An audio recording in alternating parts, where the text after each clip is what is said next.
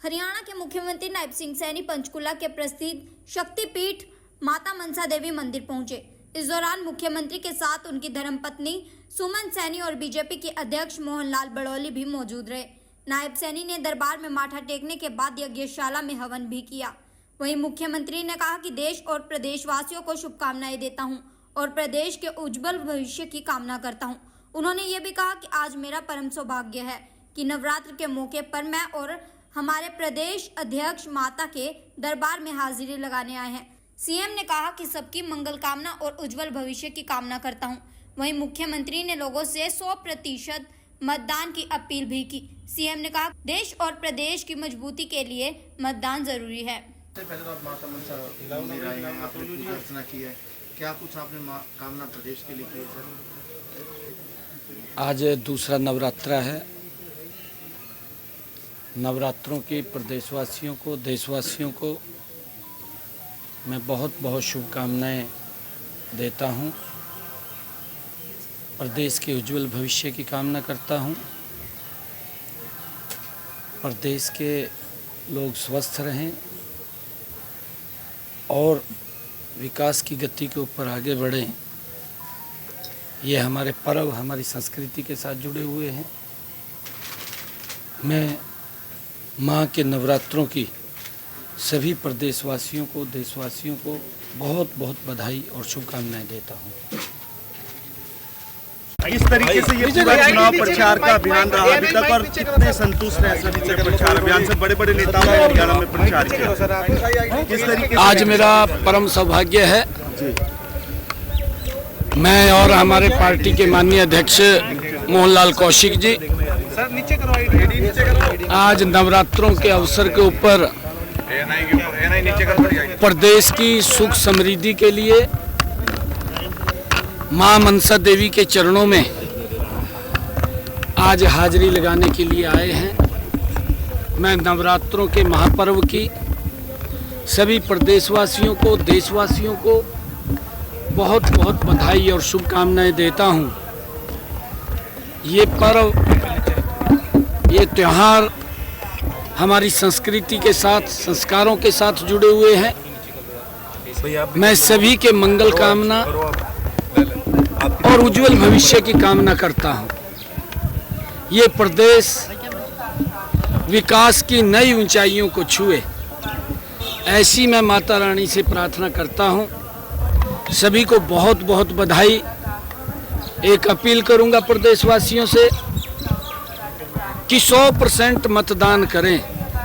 ज़्यादा से ज़्यादा संख्या में घरों से निकल करके लोकतंत्र की मजबूती के लिए, देश और प्रदेश की मजबूती के लिए हम घर से निकल करके ज़्यादा मतदान करें, ऐसा मैं प्रदेश के लोगों से प्रार्थना करता हूं।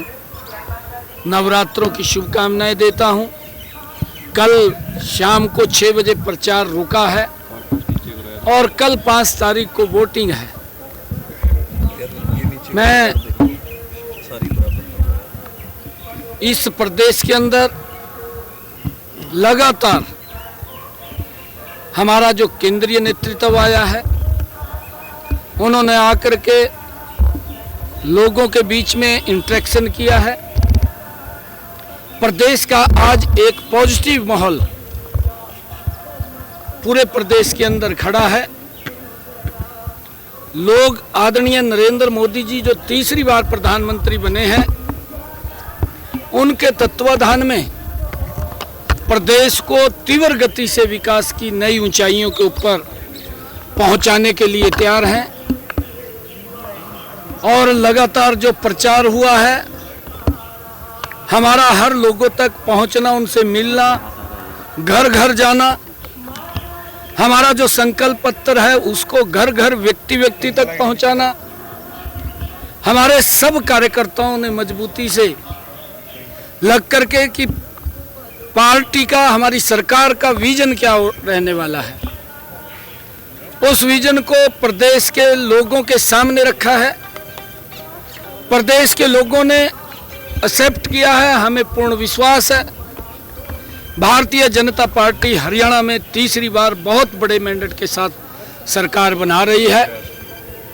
मैं सभी प्रदेशवासियों को पुनः नवरात्रों की बहुत बहुत बधाई और शुभकामनाएं देता हूं। सर, एक कांग्रेस कल- दावा करती है कि कांग्रेस की सरकार बनेगी। कांग्रेस दावा करती है कि कांग्रेस सत्ता में वापसी करेगी। दावा करने के लिए किसी को रोका नहीं जाता। कोई आज़ाद खड़ा होगा वो भी दावा करेगा, वो भी कहेगा कि मैं, उसके अपने समीकरण होते हैं कि मैं जीतूंगा। परंतु हमने पिछले 10 वर्षों में जो लोगों के हित में, जो प्रदेश के हित में जितने भी कदम उठाए हैं, वो कदम प्रदेश की मजबूती को, प्रदेश को ऊंचाइयों के ऊपर पहुंचाने के उठाए हैं। लोगों को उनका जबरदस्त लाभ मिला है। मेरा हरियाणा पिछले 10 वर्षों के अंदर विकसित हरियाणा बना है। आने वाले समय के अंदर हमने ये संकल्प लिया है कि हरियाणा को तीव्र गति से विकास की और ऊंचाइयों के ऊपर पहुंचाने का काम हमारी सरकार करेगी। और लगातार हम जो भी सुविधाएं प्रदेश के लोगों को चाहिए या उनकी तरफ से जो सुझाव आएंगे, उन सुझावों के ऊपर काम करते हुए हरियाणा को आगे बढ़ाने का काम प्रचार करेंगे। का अंतिम दिन था सर, कल प्रचार का, और अशोक तंवर जो कि कांग्रेस के ही नेता थे, अलग अलग पार्टियों से होते हुए बीजेपी में आए थे और कल वो वापस कांग्रेस में शामिल हो गए। किस तरीके से देखते हैं सर कल अंतिम दिन उनका ये फैसला? नहीं, देखिए, हम उसकी देखते नहीं है क्योंकि अशोक तंवर जी कई पार्टियों में रहे हैं, एक पार्टी में तो रहे नहीं है, क्योंकि उन्होंने सभी पार्टियों का लगभग स्वाद चखा है। और उनकी इच्छा है, जैसी जिसकी इच्छा होती है वो उन्होंने कुछ सोचा होगा, ठीक सोचा होगा, परंतु प्रदेश के लोग जानते हैं सभी पार्टियों का स्वाद चखा है। कौन से बड़े मुद्दे जिन पर जनता वोट करने जा रही है हरियाणा में? मुद्दे कौन से बड़े हैं? किन मुद्दों पर वोट करी जनता? कौन से आपको मुद्दे लगे? देखिए, हमने कहा है कि हम विकास को लेकर के हरियाणा प्रदेश का तीव्र गति से विकास करेंगे। हमने पिछले 10 वर्षों के अंदर बड़े बड़े निर्णय किए हैं। अगर हम देखें कितनी गति से हरियाणा का विकास पिछले 10 वर्षों के अंदर हुआ है। आज हरियाणा का हर जिला 4 लाइनिंग से जुड़ा है। आज हरियाणा के 15 जिलों में मेडिकल कॉलेज खड़े हुए हैं। 8 तारीख के बाद जो शेष बच्चे हैं वो भी खड़े हो जाएंगे। गति से काम चल रहा है 22 के 22 जिलों में। पिछले 10 वर्षों में हर 20 किलोमीटर के ऊपर बेटियों के लिए कॉलेज खड़ा हुआ है। आज हजारों की संख्या में बेटियां जो पढ़ नहीं पाती थी, माँ बाप दूर कॉलेज होने के कारण नहीं भेज पाते थे, आज लाखों की संख्या में हरियाणा में बेटियां नज़दीक कॉलेज होने के कारण अच्छी एजुकेशन ले रही हैं।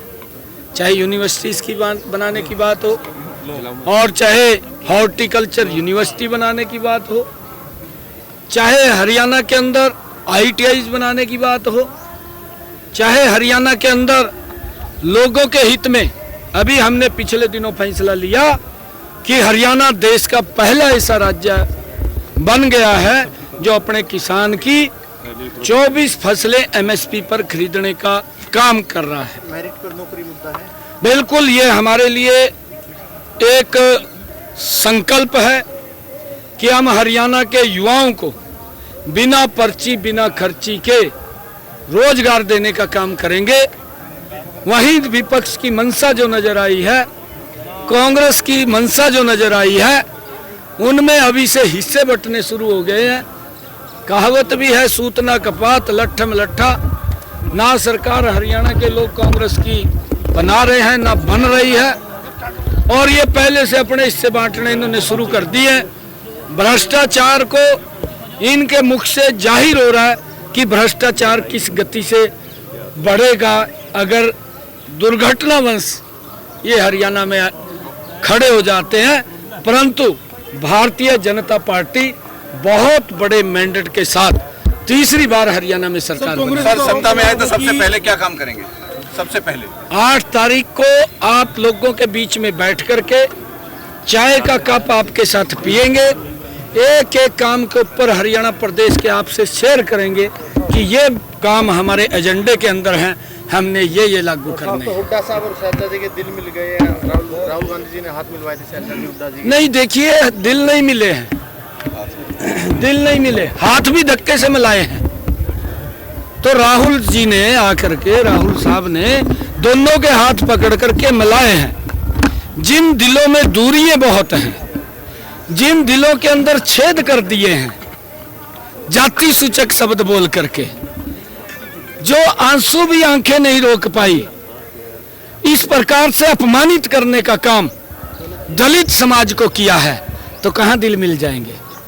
दलित को अपमानित, दलित को पीड़ित करने का कांग्रेस की ये परंपरा रही है और कांग्रेस नहीं चूकती दलितों का अपमान करने में, ये इनके डीएनए के अंदर है।